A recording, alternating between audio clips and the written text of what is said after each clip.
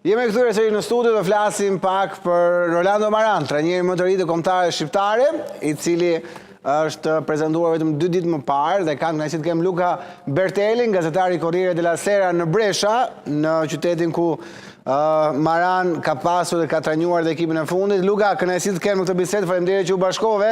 Trego pak kush është Rolando Maran dhe a e prisje apo jo që Maran të bëhet trajneri I kombëtarëve shqiptare?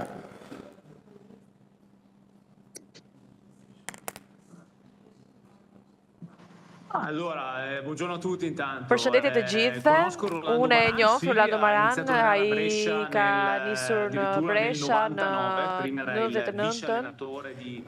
Ishte zëvendës trajneri Silvio Bandili, I cili është aktualisht trajneri nacionales kombëtares under 21.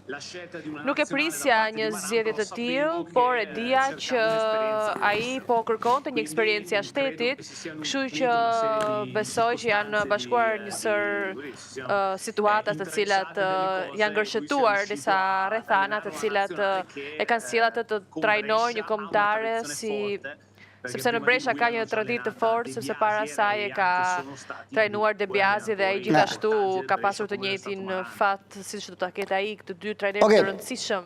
Okej, Luka, me që se De Biasin, tërgo pak profilin e Maran. Është ngjashëm me De Biasin apo më ngjashëm me Edi Rejan? Pra, duke qenë se janë 2 trajnerë italianë që kanë drejtuar Shqipërinë, të mora këta 2 shembuj. Besoj të 2 I njeh, De Biasin ndoshta më shumë, po mes Edi Rejas dhe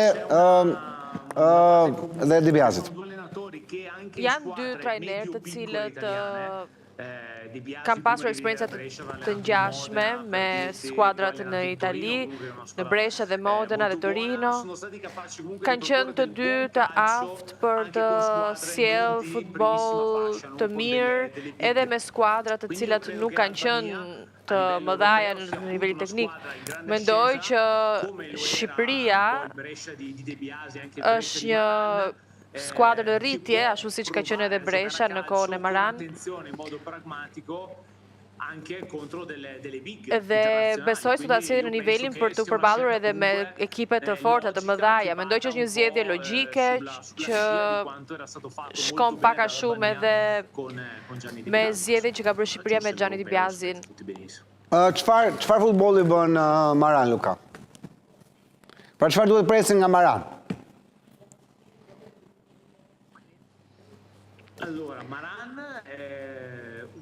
Maran është një menaxher I mirë I grupit, në sensin që ka një dialog të mirë është një lider, ka nga pikpamja taktike është një trajner pak nuk se imponon skemat, është pak ka një lloj fleksibiliteti në taktikën e tij, në përshtatjen e skemës dhe të ekipit. Është një trajner I përgatitur I cili di të përgatitet edhe me skuadrat kundërshtare, kështu që besoj që sa I takon herës së parë që ai do të drejtojë një kombëtare, mendoj që konteksti është një kontekst I përshtatshëm për ti, sepse është një trajner I cili di të përgatisë detajet sa I takon një ndeshjeje. Mirë, ndryshe nga të paktën nga Silvinho, që kishte deri tani kombëtare e Shqipërisë, Maran vjen me një bagazh, ka mbi 700 ndeshje të luajtura, edhe pse ka më shumë humbje se fitore, por paktën ka një bagazh, apo jo? Çfarë mendojnë do të sjellë ndryshe Maran kombëtare e Shqipërisë, Luka?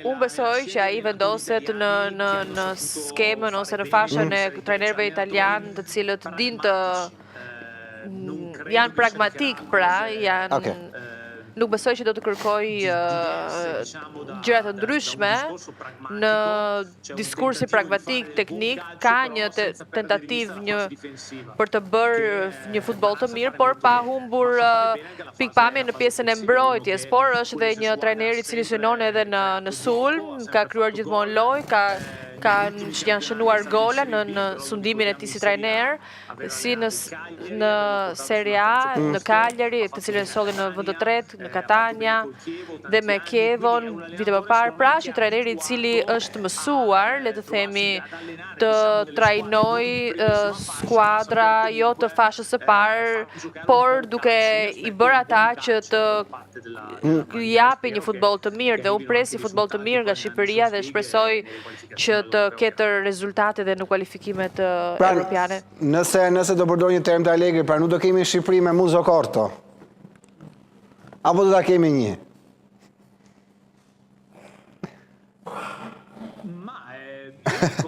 Unë kujtohem